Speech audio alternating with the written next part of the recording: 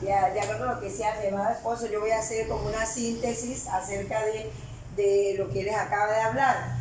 Y lo importante en este momento es, y por lo cual nosotros lo estamos haciendo, es porque hay la necesidad de que nosotros, todos los seres humanos, nos demos cuenta, tengamos muy presente todas las cosas que nos pueden venir cuando nosotros no hacemos las cosas que Dios dice. Y hablamos normalmente de salvación, y todo el mundo dice que sí, que se va a salvar, pero ¿salvarse de qué? Estamos hablando de la salvación cuando la persona se muere.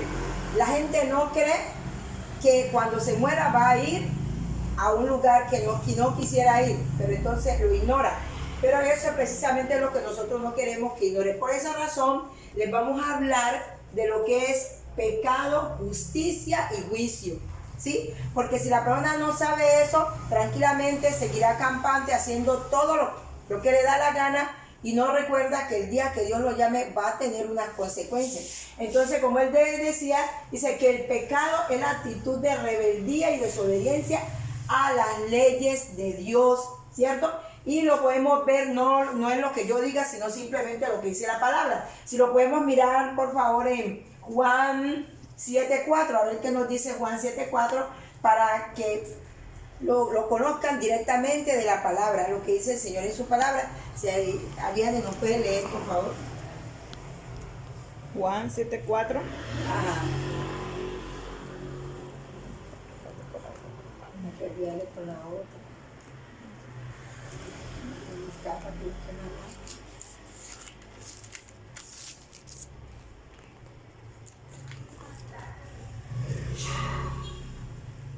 Bueno, entonces allí Juan 7:4. Sí, exacto, podemos ver, esto lo podemos ver. 7:4. Sí, ¿qué dice Juan 7:4?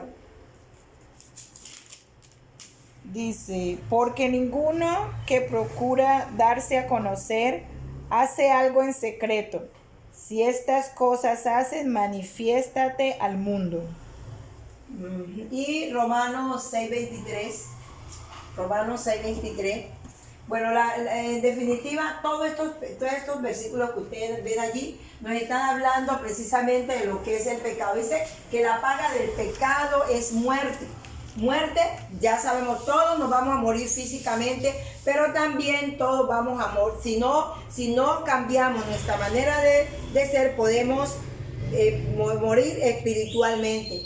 Cuando hablamos de morir espiritualmente, quiere decir de esa separación entre Dios y los hombres, o sea, los seres humanos. Y cuando morimos, producto del pecado, precisamente vamos a tener unas consecuencias, ¿cierto? Entonces tenemos que tener muy claro que cuando nosotros pecamos, ¿cierto? Eso generalmente no tanto nos trae la muerte física como la muerte espiritual. Y la muerte espiritual, ¿a qué se refiere? A que usted está caminando anormalmente, usted está vivo aparentemente, pero su espíritu está alejado de Dios, y por lo tanto Dios no va a tener el mismo cuidado con usted que no está alejado de él, porque es como cuando digamos, usted está, un hijo le comete una falta, y en el momento usted está disgustada, digamos, con su hijo, ¿cierto? Porque cometió una falta, hay una ruptura. Eso mismo pasa con Dios. Cuando nosotros cometemos pecado, Dios está allí, pero está apartado. ¿Por qué? Porque usted está haciendo algo malo. Y él dice que él aborrece el pecado, pero ama al pecador. Y por eso manda que nosotros pidamos perdón. Le pidamos perdón a Dios por los pecados que cometemos, para que nuevamente podamos estar en esa armonía con Él. Como quien dice, si usted se disgustó con su hijo y su hijo viene y le pide excusa, le pide perdón, usted otra vez vuelve esa relación con su hijo, ¿cierto? Entonces eso mismo quiere Dios, que haya esa relación nuevamente con Él.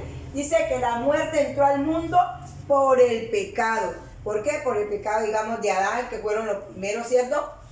Como ellos desobedecieron, eso trajo una consecuencia, y no solamente fue para él, sino también para todas las demás personas, aún para los animales, para las plantas. El pecado vino sobre toda la creación, ¿cierto?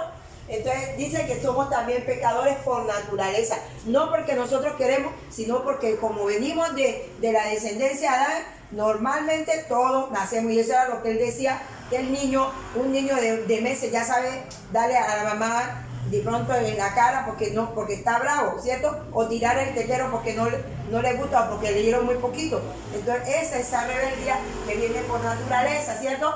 Dice, somos esclavos del pecado. ¿Por qué somos esclavos del pecado? Porque todo el tiempo vivimos pecando. Cuando no pecamos por una cosa, pecamos por la otra. Que decimos mentiras, que miramos mal a una persona, que le levantamos calumnia, etcétera, etcétera. Hay muchas razones por las cuales nosotros, ¿cierto?, pecamos. Entonces dice, somos esclavos del pecado. ¿Y qué tenemos que hacer? Vivir confesando. Así como realmente tenemos que lavar la ropa porque no se nos ensucia y para volvernos a poner tenemos que lavarla, ¿cierto?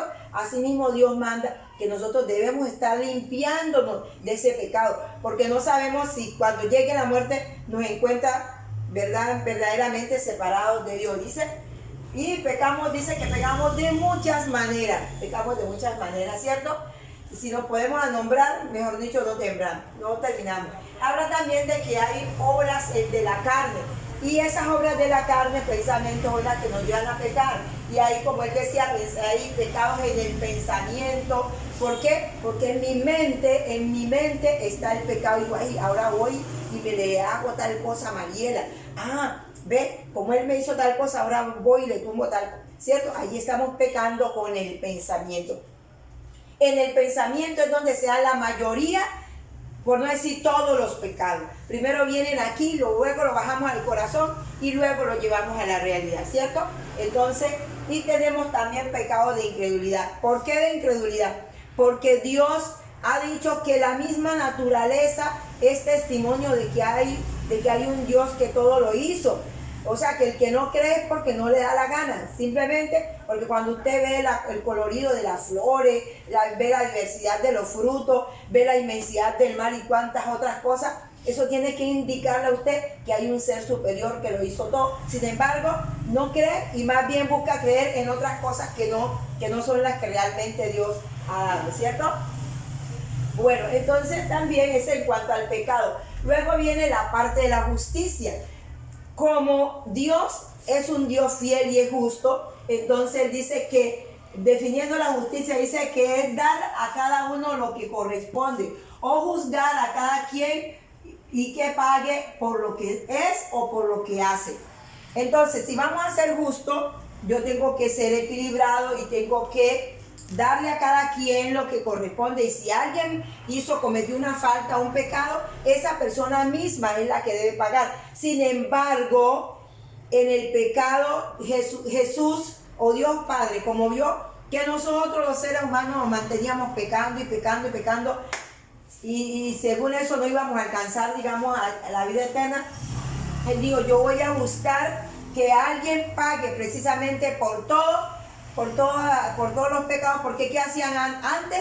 Para perdonar los pecados había que sacrificar un animalito que era inocente, coger la sangre y llevar esa sangre al propiciatorio, al altar, para ofrecérselo a Dios en perdón de los pecados de la gente. Y ustedes se imaginan que si fuera así todavía ya no habría animales, porque todos se hubieran acabado de tanto sacrificarlos para perdonar los pecados. Entonces yo creo que hizo Dios, precisamente mandó a su Hijo Jesucristo para que Él pagara, siendo inocente, pagara por el pecado de todo mundo y nosotros pudiéramos alcanzar la vida eterna. Entonces Él, haciendo justicia, ¿cierto?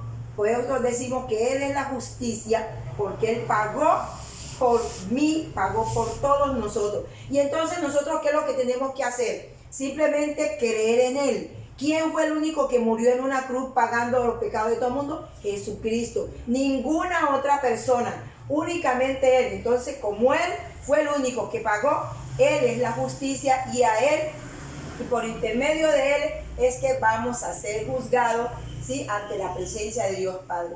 Y finalmente, hablando de juicio, porque ya el juicio, que proviene, digamos, de la misma palabra justicia, ¿cierto?, es ya directamente el pago del pecado. Y allí cada quien va a responder por lo que hizo, ¿cierto? Allí ya no es que ya no está Jesucristo intermediario a pagar por lo que hizo, sino que cada quien va a pagar por sus obras, ¿cierto?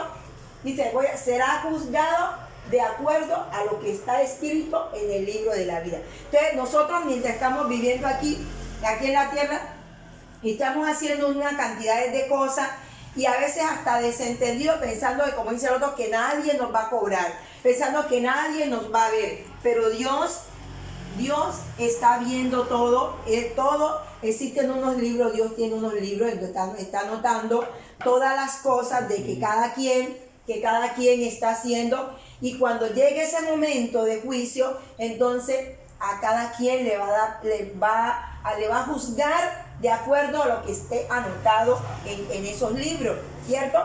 Entonces yo no puedo pensar que, ay, sí, yo estoy aquí, me muero y no pasa nada. No, me muero, pero cuando llegue a la presencia de Dios, Dios me va a pasar la cuenta. Mire usted esto,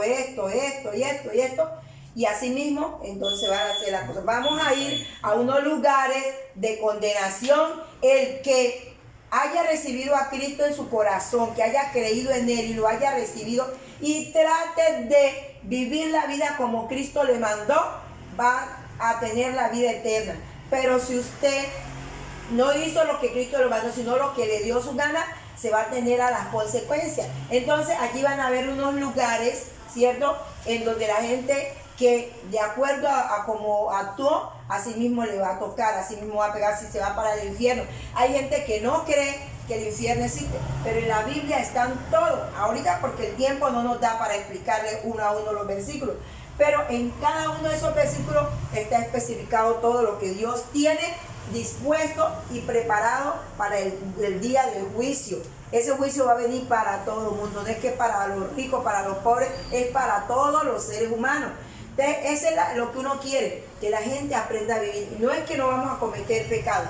Sí los cometemos porque somos humanos, pero ¿qué es lo que tenemos que hacer? Pedirle perdón a Dios y tratar de no cometerlo. Y si por alguna ocasión me equivoqué y vuelvo otra vez a pedirle perdón a Dios y tratar cada día de ser mejor. Cada día de ser mejor. Sabemos que eso no es fácil, porque ese es un trato, una situación que lleva su tiempo, pero yo tengo que tener en mente, por amor a Dios y por amor a mí misma, a mi salvación, yo debo tratar de comportarme de la mejor manera. ¿Por qué? Porque yo tengo que ganarme la vida eterna, ¿cierto? Tengo que ganarme la vida eterna. Saber que el día que Dios me llame, voy a ir a la presencia de Dios.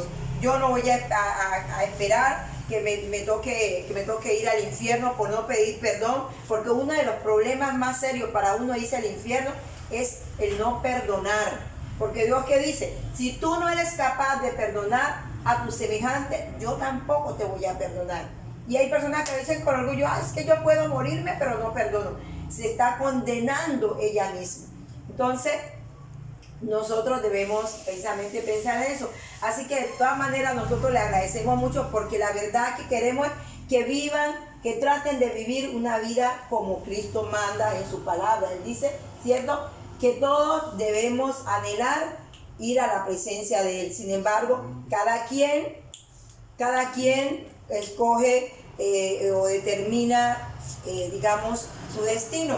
Lo importante es que empecemos a buscar, a creer en ese Dios, a buscar cada día conocerle más, para que así mismo vivamos la vida que Dios quiere. Dios quiere que todos conozcamos de Él y que todos tratemos de ganarnos la vida eterna, porque Cristo ya lo hizo. Y el trabajo mío, ¿cuál es? Simplemente creer en Dios a través de Jesucristo, aceptarlo en mi corazón, aceptar esa verdad, recibirlo y poner por obra lo que Él allí me está mandando que haga.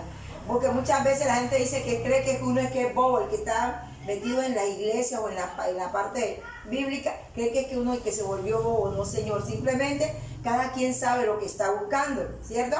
Entonces, como uno ya sabe eso, no quisiera que otros, sobre todo la familia, yo no quisiera que mi familia, que ninguno de mi familia se perdiera, ni mis amigos, ¿cierto? Ni mis vecinos. Por eso muchas veces uno les invita que esto, que otro, pero a veces la gente no quiere, uno no lo puede obligar, pero sí es nuestro deber hacerles saber eso, ¿cierto? Que tenemos que tener claro de que somos pecadores y que tenemos que tratar de enmendar, ¿cierto? Que hay una justicia que tiene que cumplirse y un juicio que es donde cada uno debe pagar por lo que hizo.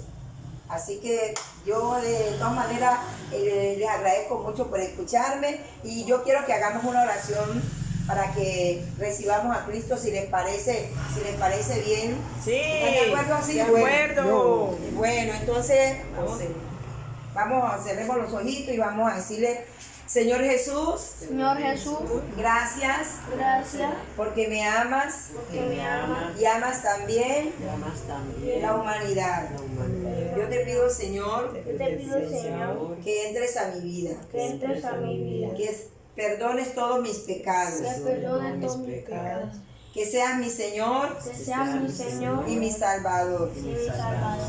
Haz de mí, Señor, Haz de mí, Señor, la persona la persona que tú quieres que tú quieres que yo sea. que yo sea. Escribe mi nombre Escribe mi nombre en el libro de la vida en el libro de la y no vida lo borres y no jamás. lo borres jamás. Señor, Señor, yo entiendo yo entiendo que mi vida que mi vida te necesita. te necesita. Por eso te doy la gracia Por eso te doy las gracias por haber entrado por haber en mi entrado corazón. En mi corazón. Ayúdame, Señor, Ayúdame, Señor, a hacer las cosas a hacer las como a ti cosas te agrada. como a ti te agrada. Ayúdame, Señor, Ayúdame, a Señor, cumplir tus leyes. a cumplir Te lo pido, Dios, Te lo pido, Dios, en el nombre de Jesús. en el nombre de Jesús. Amén Amén. y amén. Y amén. Bueno, muchas gracias por haber